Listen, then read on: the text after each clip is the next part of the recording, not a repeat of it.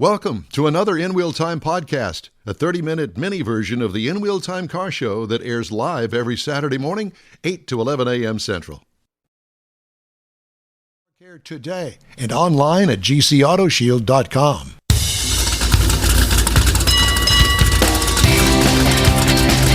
The In Wheel Time car talk show is on the air. Yep. Ahead, tech-focused repair solutions. Later, Jeff has this week's Motor Minute, and I'll have the stories making automotive news headlines. Howdy, along with Mike Out of This World Mars. We always need more Jeff Seekin. IT genius David Ainsley is vacationing in the UP. Yeah, good for him. I'm Don Took Armstrong. his boys out. Pardon me? Stuff. Took his boys out there. It's having a blast. Good. You went up there last year. I did in August. Yeah, I had a blast. I remember you saying, I don't want to go. I don't want to go. And I had a blast. So there you go. It's a great vacation spot. Mm-hmm. Who would ever think Michigan as a vacation spot? Yeah, I'll tell you what. Great Lake State. It's absolutely beautiful up there, especially the Upper Peninsula. Mm-hmm. Well, thank you very much for joining us on this Saturday on our live version of the In Wheel Time Car Talk Show. We live stream this every Saturday, 8 to 11 a.m. Central Time. And, of course, podcasts are everywhere. Mm-hmm. All right, let's get to our first guest today, Kevin Fitzpatrick with Opus IV, not Opus IVW. Mr. Mars kind of threw me for a little loop there this morning, and I'm glad that we caught that, so I didn't say IVW. I'm glad you didn't say that either. Or VW. You just said it twice. Kevin, we apologize for being here. Thanks for having me, guys. I appreciate it. So, Kevin, what does Opus IV do? Well, it's actually Opus IVS. Intelligent Vehicle Support is what the IVS stands for. So what we do is we support shops both in the mechanical and the collision space, both scanning vehicles, making sure collision vehicles are given back to their owners in the absolute post or pre-collision condition. And in the mechanical space, what we're doing is we're remotely programming vehicles, remotely diagnosing vehicles. We've got about 4,000 shops that we're connecting to on a daily basis and helping all of those technicians get through really tough diagnostic tasks every day. So how does it work? So how it works is we provide the shops, speaking on the mechanical side for a second, we provide the shops basically a scan tool. It's a tablet PC. And what the technicians will do is they'll go about their diagnostics, and if they get to a point where they're not sure about what they're doing, let's say they got a Mercedes in the shop, they're not a Mercedes technician, or a Volkswagen, they're not that familiar with Volkswagen. They have the ability to push a button on the device requesting support from one of our master technicians in maybe our Huntington Beach call center or remotely around the United States. And then what we do is we connect that shop, that technician, to a master level technician. That technician is then able to see exactly what's going on with that vehicle. If a module needs to be updated, we're able to connect to that module and put the latest software into it. If the module needs to be replaced, we can code it, program it, and bring it online. Very interesting. What about body repair?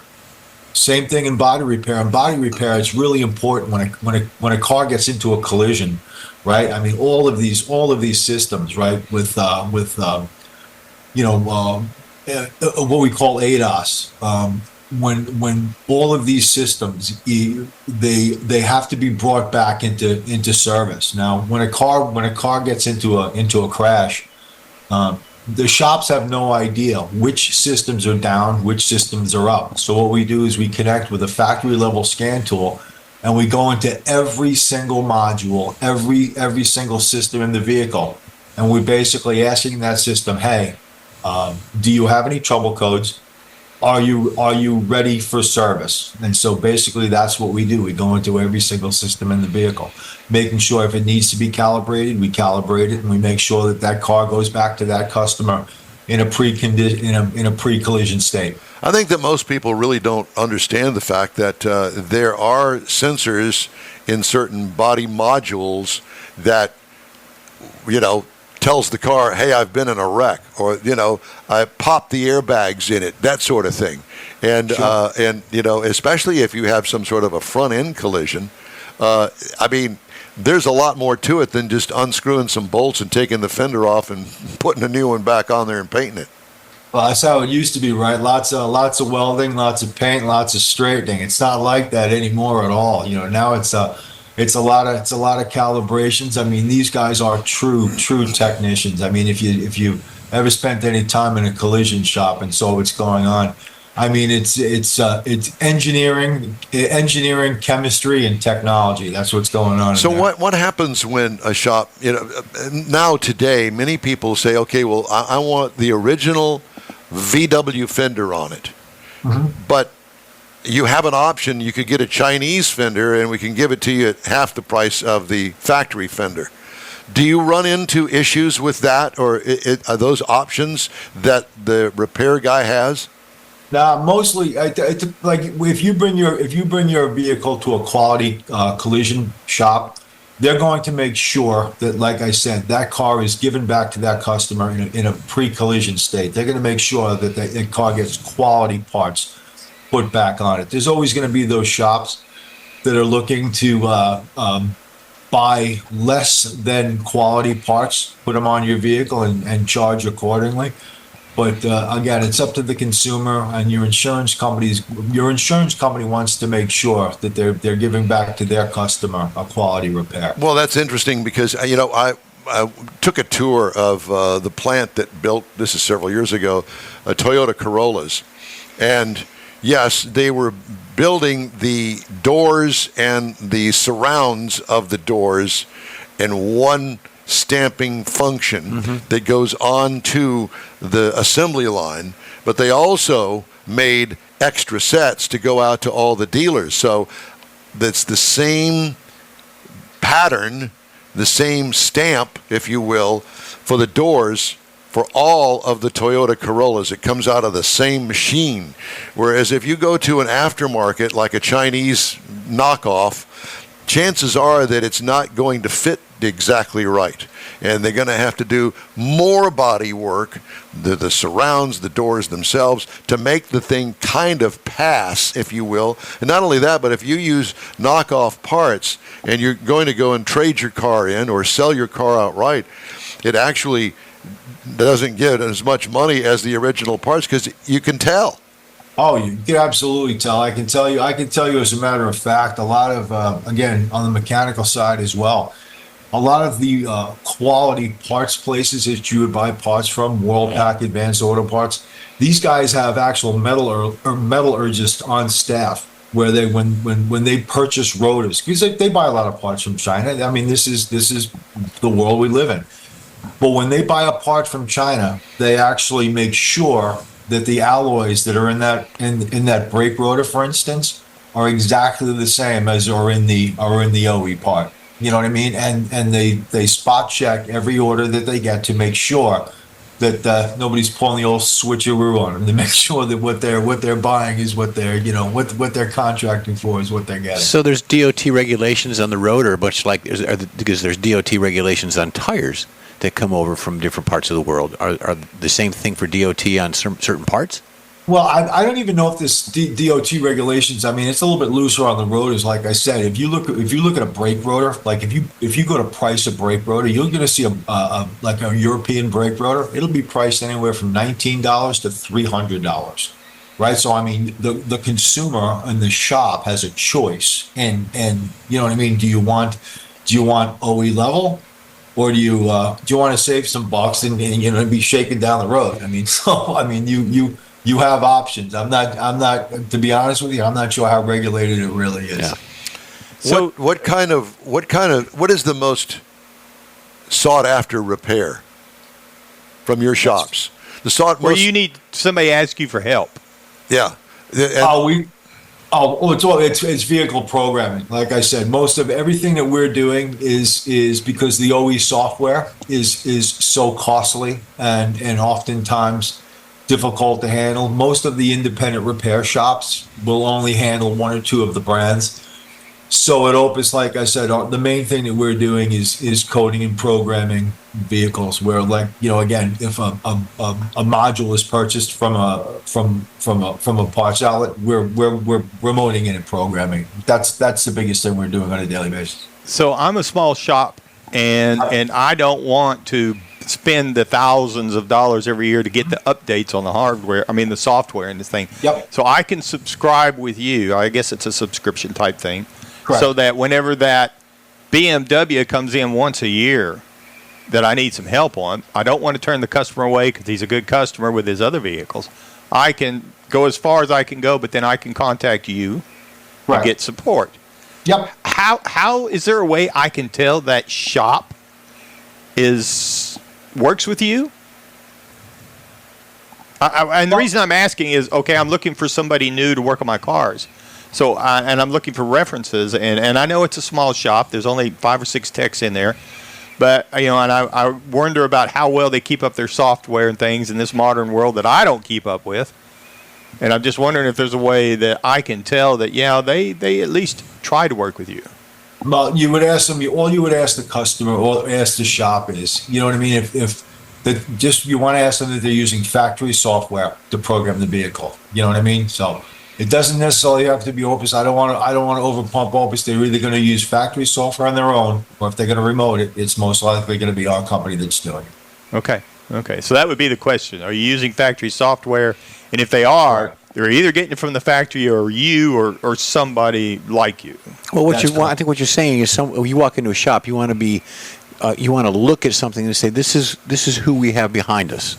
So Opus is backing that shop. You want the window sticker on the front door. Yeah, this is here I am.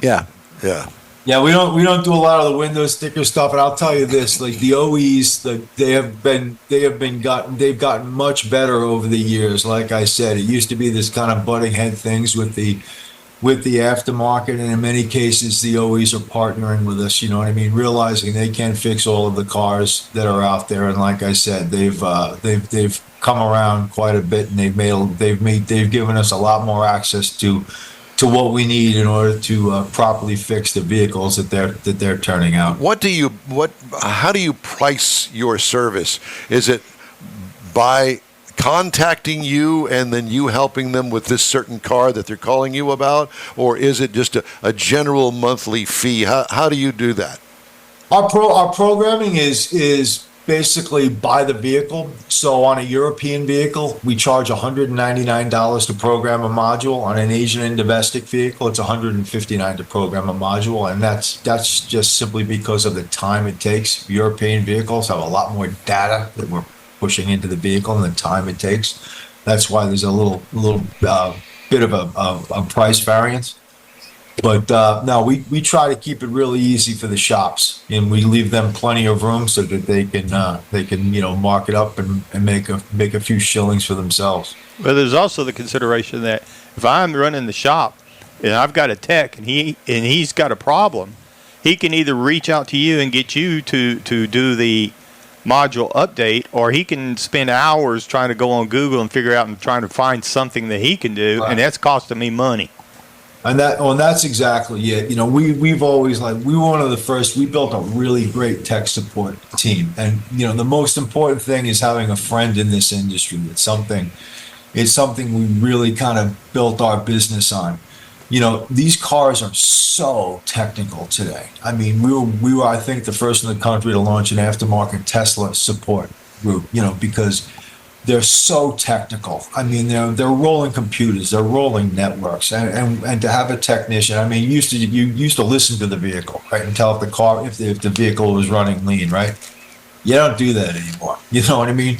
When you plug into these vehicles, they're going to give you 15 different trouble codes. They light up like a Christmas tree when there's something wrong. And it takes a bit of a technical edge, to fix them. So you need a specialist per brand, and that's what Opus offers. We give them that level of expertise, and we want to make sure that whatever rolls into any shop in the country, you know what I mean, that shop can connect to the person and the technology that they need to fix the vehicle. Because when you talk about technician shortages, right, we don't want to see shops going out of business. and you can't possibly put the number of technicians you would need to fix every make and model into your service base. You couldn't do it. So No. you have to leverage technology. Do you supply the education for your software to these technicians? We do, and we go a little bit deeper than that. We do webinar training on the actual vehicles and the brands. We're doing on the 13th of July, for instance, we're doing a training event in our Huntington Beach location. We're going to be doing another one in Florida, another one in New York coming up, where we invite all of our customers in, and we take the support technicians, the master technicians that they have access to, you know what I mean, when they're diagnosing a vehicle. Right. We actually stand those technicians up in front of the customers and say, hey, why don't you come in on Saturday? We're going to do an 8-hour class. We're going to do, I'll pick a subject, variable valve timing, and we kind of educate the customers. So we try to give them everything that they need, the tooling, the technology, the education. We try to give them everything that they need to be successful. It's a complete package is what you offer. We're trying. Yep. Yeah. Yep. I got it. Well, listen, it's great to talk to you, and sorry about screwing up your name. No worries. Yeah. Opus IVS, Intelligent Vehicle Support. There you go. VS. See, Mars? I wrote it down already. I already wrote it down. He wrote it down. Kevin, it's great to talk to you, my friend. You take care, and thanks so much again for joining us today. Appreciate it as always, guys. Thank you. bet. Bye-bye. Thank you.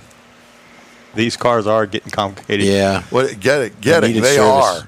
are. My youngest bought a new car, brand new off the dealership. 7 weeks. It goes nuts on her. I mean, lights flashing, wipers, all kinds of stuff. She takes it back to the dealer. Actually, it gets towed back to the dealer. Took them 4 days to go through it, and one of the computers was impacting 5 other computers, and they had to work their way through the computers to get down to that Which is which. subcomputer to find it, to figure out what was wrong with it. It And sounds then like- the part was on back order, It sounds like the In-Wheel Time Show, Wow. technically speaking. technically speaking. And we're on back order. That's it. We're on back This order. is actually a show from like 2 weeks ago. So Yeah.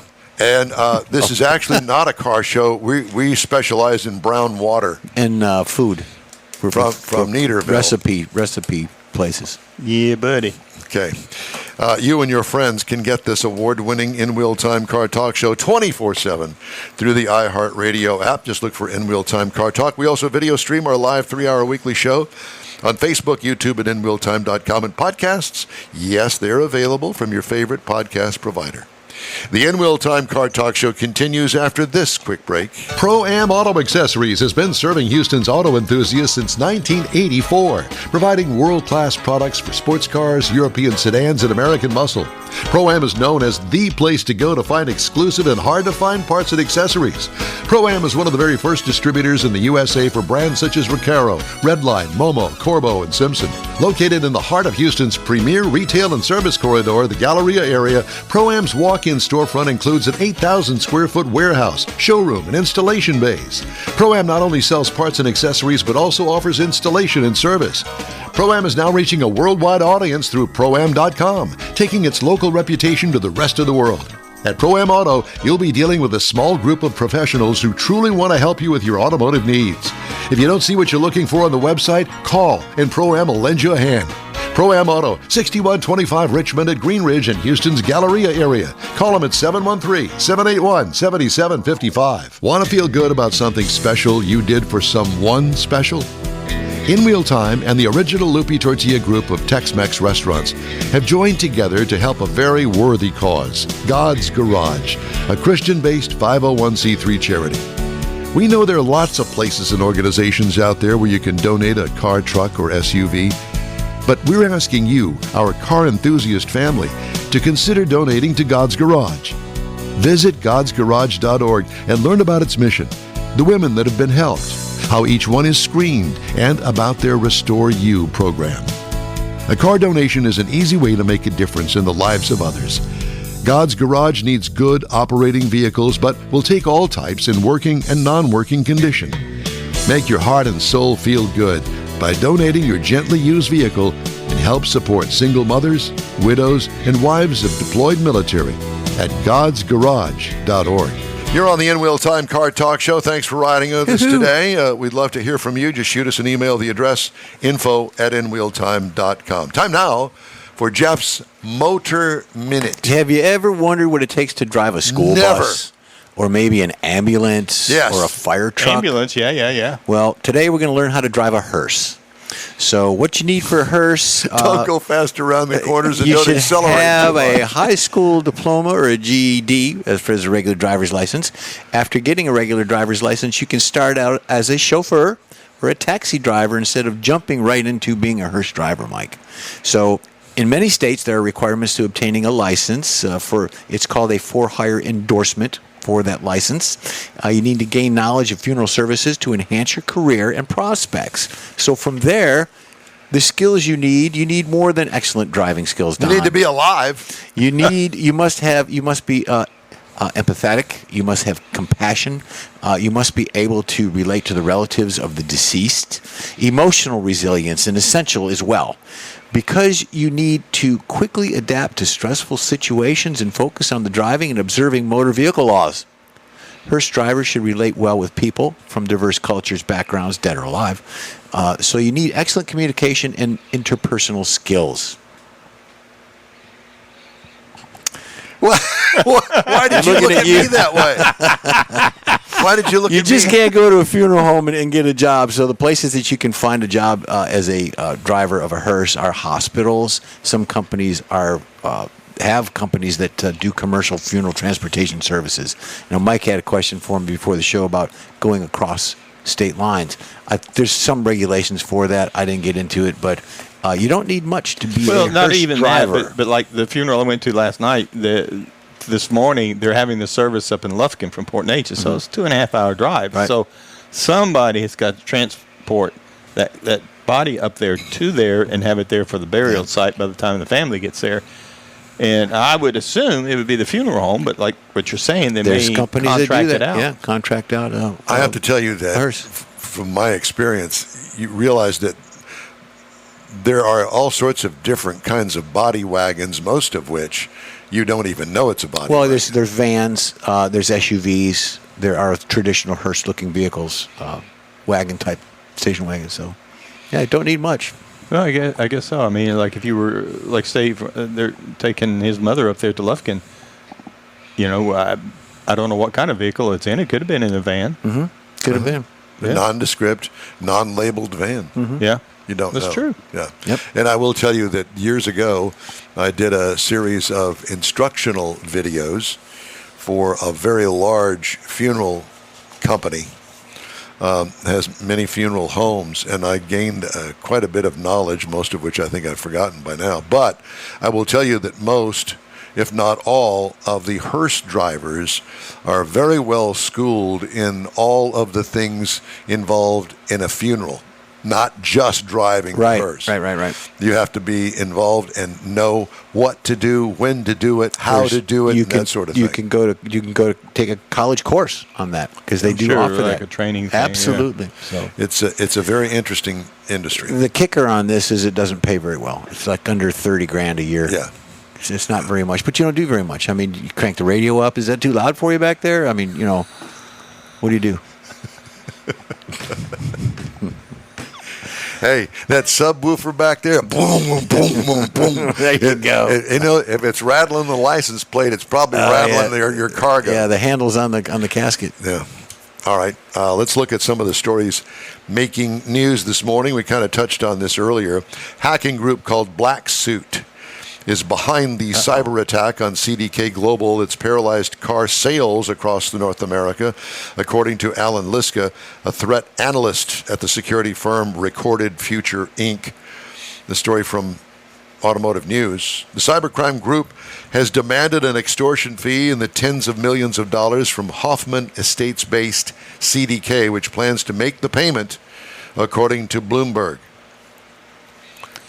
Black Suit appears to be a group of Russian and Eastern European hackers with a history of working with a group known as Royal Ransomware, according to John Clay, a threat intelligence researcher at the cybersecurity firm Trend Micro.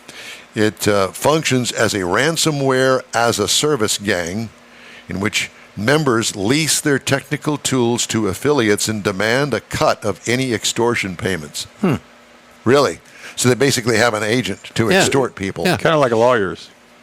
They get a cut if you get any money. I'm sure that we have lawyers listening to the program right now, so it's kind of a blanket indictment there, isn't it, Mr. Mars? No, I just know. meant the way they kind of do the commission Yeah, thing. sure, that's what you meant. Royal Ransomware targeted at least 350 victims and demanded more than $275 million in ransom fees in 2022 and 2023, according to the FBI and CISA, a unit of the Department of Homeland Security. So it is a big, ugly, ugly mess. Tony Gullo, founder and owner of Gullo Auto Group in Conroe, died June 16th in Tomball. He was 90. Born in Houston to Italian immigrant parents, Dominic and Jeannie Gullo. He was the youngest of 7. He graduated from St. Thomas High School here in Houston in 1953. Through an introduction by his colleague Don McGill, Tony met Fred Haas, who became his longtime business partner. They founded Gullo Haas Toyota together in 1970. Since its inception in 1983, Gullo also was chairman of the Houston Auto Show. So our condolences. He was a great guy. I got a chance to meet him, the nicest guy you'd ever want to meet. Always had a smile, and he almost as if he knew me. Don, how are you? Gosh, it's good to meet you. He didn't know me from Adam, but he felt like that. Anyway, it was a great guy, and it's a sad day. And he had a great car collection, too, from what I understand, although I never visited it. Did you ever go up there, Mars? No, I've heard a lot about it, though. Mars is in another world right now. He doesn't have the headset. Yeah, okay. But at any rate, great guy. I think I'm going to save this story for later. I really didn't have my act together this morning. This is a story that I want to read, and you can't interrupt me here because we're kind of short on time. Former employee of a Vermont Nissan dealership pleaded guilty to committing mail fraud on June 18th, according to the U.S. Attorney's Office, again from Automotive News. Robert McLean, who served as service and parts director at Formula Nissan, was employed at the dealership from March of 19 to September of 22. He also was once the dealership parts manager. In his roles, McLean would order parts from Nissan North America using the dealership management program. Starting in January of 2021, authorities said McLean began to order vehicle suspension lift kits, which cost from $2,300 to $2,900 that were not needed at the dealership. He would order them without using the management software, so they would not show up in the dealership parts inventory. Nissan would bill the dealership, which would pay. Authorities said McLean sold more than 200 kits on Facebook, accepting payment on his personal PayPal account. He shipped the kits out using the dealership's FedEx account. Formula Nissan and its insurance company suffered an out-of-pocket loss of $575,000, according to authorities. McLean now faces up to 20 years in prison and a fine of up to twice the loss caused by his fraud. His sentencing is scheduled for October 31st, Halloween. Boo! Wow. How many did he sell? 200. 200 kits, lift kits. At $1,500 a pop. Well, Got to figure he's selling a little bit of a discount so he can sell them. Yeah, because it's not his it was money. It was all nothing but profit for him. Like 300,000. Yeah. Mike's there's on that. Facebook right now looking for a lift kit. Apparently. Well, he is. I want to see if mine's shipped or not. Quick back order. Quick break now. We'll be right back. You're on the In Wheel Time Car Talk Show. The original group of Lupe Tortilla restaurants will have you telling your family and friends just what the original recipe means when it comes to the best fajitas in Southeast Texas. Founder Stan Holt invites you to visit the first Lupe Tortilla near I-10 and Highway 6. Here is the original house that inspired the design of all the rest and the original charm that helped make Lupe Tortilla the go-to destination for Houston Tex-Mex. Nothing can compete with the original lime pepper marinade that everyone will agree makes Lupe Tortilla award-winning beef fajitas the best anywhere. Lupe Tortilla Katie's another location that gives you the same quality and service Houstonians have come to expect at Lupe's. It's located on 99 the Grand Parkway at Kingsland Boulevard in Katy. Find yourself in Aggieland? Head to the Lupe Tortilla in College Station. Located just around the corner from Kyle Field, it's a great place to enjoy those famous frozen margaritas before or after the game. Going to Louisiana? The Lupe Tortilla in Beaumont is on I-10, so you can't miss it. The original group of Lupe Tortilla restaurants has the best Tex-Mex anywhere, and you're invited anytime. Your car is a direct reflection of you, so don't be satisfied with color fade or a dingy, dull appearance. Get rid of those terrible automated car wash scratches. Gulf Coast Auto Shield is your Save the Paint company. John Gray and his team of detailing experts can help your cars finish without a full repaint. Searching for the real experts in window tint or windshield protection? Gulf Coast Auto Shield. Dash cams, radar detectors, Gulf Coast Auto Shield. Got a new car? Get that thing protected as soon as you take delivery. If you don't know which of the multitude of protection products to go with, John Gray will give you an honest opinion and won't sell you something you don't need or can't afford. John will help you understand the many options and pricing right on the spot. He's your guy to have your ride looking its best and protected too. See the state-of-the-art shop yourself. Free tours anytime. Gulf Coast Auto Shield is easy to get to, located just south of the Southwest Freeway on the Sam Houston Parkway. Gulf Coast Auto Shield, full-service luxury car care today, and online at gcautoshield.com. That's it for this podcast episode of the In Wheel Time Car Show. I'm Don Armstrong, inviting you to join us for our live show every Saturday morning, 8 to 11 a.m. Central on Facebook, YouTube, Twitch, and our InWheelTime.com website. Podcasts are available on Apple Podcasts, Spotify, Stitcher, iHeart Podcast, Podcast Addict, TuneIn, Pandora, and Amazon Music. Keep listening, and we'll see you soon.